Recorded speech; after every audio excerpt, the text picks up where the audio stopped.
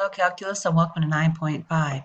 This is total differential, so how something completely changes, so if you have a volume of something, how if I change the width of one part or both parts, how that changes the entire volume.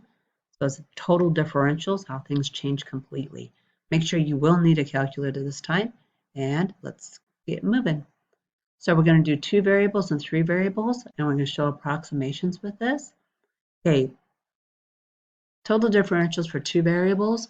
So you're taking the differential, you'll take the original times the change in x plus, the derivative of x times the change in x, the derivative with respect to y times the change in y, are the dy's. For 3 variables, you do the same thing except you add the third variable on to the end. So let's find the value of dz. So how does this thing change? So I'm going to give you your original function. First thing we're going to do is get rid of the square root and write it as an exponent so we can find its derivative. I have to do the derivative with respect to x first. So this one here is 6x, y to the 4th. This one here you have to use your chain rule. So it's 1/2 times 6, which is 3, times the inside, minus 1/2 times the derivative of the inside, which is 2x. All I've done at this point is rewrite. I put the 3 and the 2 together and move that 1/2 to the denominator. Now you're doing the derivative with respect to y. So now with respect to y, you're up here again. So that's 12x squared y cubed. This one with respect to y again, the outside, which is 3x squared minus 7y squared to the negative 1/2. But now the inside is done with the 7y squared, which is the 14y.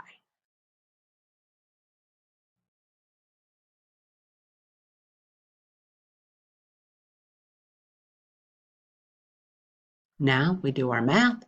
We take the 12x squared y cubed, we move the 42 to the top, we move the bottom down where it belongs, and we are just rearranged. Now we look at these things and we got the derivative of z. So you take the derivative of the x times d of x times the derivative of the y times d of y. Next, they will have to give you down here the values. So we have 4, 1, 0.02, and negative 0.03. And you literally plug them into your d of z, use your calculator, and find the answer. So be careful with your calculator work, it can get confusing. All right, pause and try yours. Step 1, you should have found f of x. So the derivative with respect to x, and you would have gotten 27x squared minus 16xy. All right, second, you should have found f of y, and you should have gotten a negative 8x squared plus 12y squared. Next, to find your d of z, you take the derivative of x, which is the 27, x squared minus 16xy times the change in x plus your f of y, which is your negative 8x squared plus 12y squared, times the change in y. Next, you plug in all of these numbers. So you're literally just replacing them in the equation. So it's 27, x is 4 squared, minus 16 times 4, y is 1, times your change in x, which is 0.02, plus, now it's negative 8 times your 4 squared again, plus 12 times 1, times your change in y, which is a negative 0.03. Carefully plug that into your calculator, and you should have gotten 10.84. Don't round. It will cause issues when you're doing that. All right, we can use this here when we're doing approximations of numbers. And we're going to start with simple ones that we know. X, we're going to do an x squared plus a y squared. And what we do here is we take 5.03 squared plus 11.99. This can always be different. Do not think it is the same thing. Because what it is you're finding x plus d of x and y plus d of y. So that is the function of xy plus its derivative times the change in x plus the derivative of y times the change in y. All right, so original, derivative times change plus derivative times change. So our original is x squared plus y squared, because this is an x squared and this is a y squared. What we do here is this is our approximation. We know that x squared plus y squared, or 25 plus 144, is 13. We will use this later on. Our equation is the x squared plus the y squared. Well, x is 5. It's changed by a positive 0.03 because we went up. Y is 12. It's changed by a negative 0.01 because to get from we went down to get to 11.99. Okay, we do our derivatives here. So we do the derivative with respect to x of this one. So remember, this is truly x squared plus y squared to the 1/2 power. So the derivative of the outside times the derivative of the inside with respect to x. Again, the derivative of the outside times the derivative of the inside with respect to y, dy. So now you have your dz. We take our original, remember that part, so the 13 plus our dz, where we plugged in the 5 and the 0.03, the 12 and the 0.01, and our approximation is 13.0023. Plug it into your calculator and see how close you are. Okay, pause and try yours. I should have probably made this a different equation, but that's okay. Again, it's x squared plus y squared. The x squared and the y squared we're going to use are 3 squared plus 4 squared, square root of 9 plus 16, which equals 5, which we will use later on. We know x is equal to 3, so the change in x is equal to a negative 0.02. Y is equal to 4, so the change in y is equal to a positive 0.01.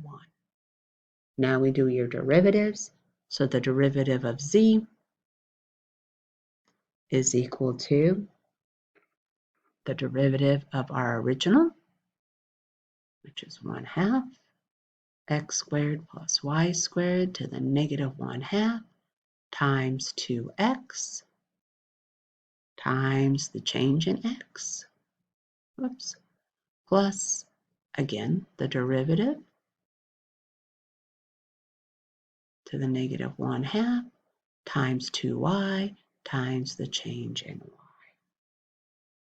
I left them this time because my calculator would do the negative 1/2 powers, and I think yours will too.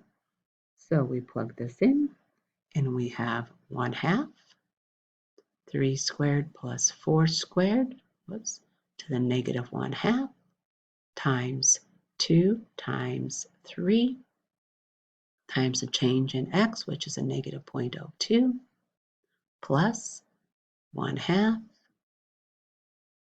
3 squared plus 4 squared to the negative 1/2 times 2 times y, which is 4, times the change in y, which is a positive 0.01.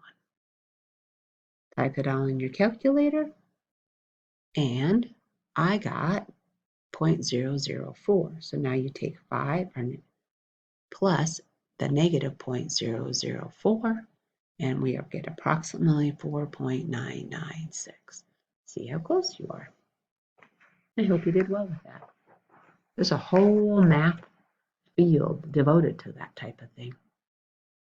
All right, let's go to some science here. You have a blood vessel, and you have to see what happens when you have measured wrong, or not as accurately as you probably as accurately as you could. So you got a 42 millimeter length blood vessel, and you can be off by 0.9 millimeters. Its diameter is 2.5, but you can be off by 0.2 millimeters. How much can your volume change of how much blood can flow through there? This could be very important, especially when you're working in the heart, right? So we know volume is pi r squared h. All right, we're going to start with our original, which is 2.5 for my r, and it's going to change by 0.2. My height or length is 42, and it's changing by 0.9. So now we do our derivative. with respect to r. I should put a little r in here. So it's got 2 pi rh dr plus the derivative with respect to h, 2 pi r squared dh. Now you have to sit down there and put in your formula. So r is 2.5, h is 42.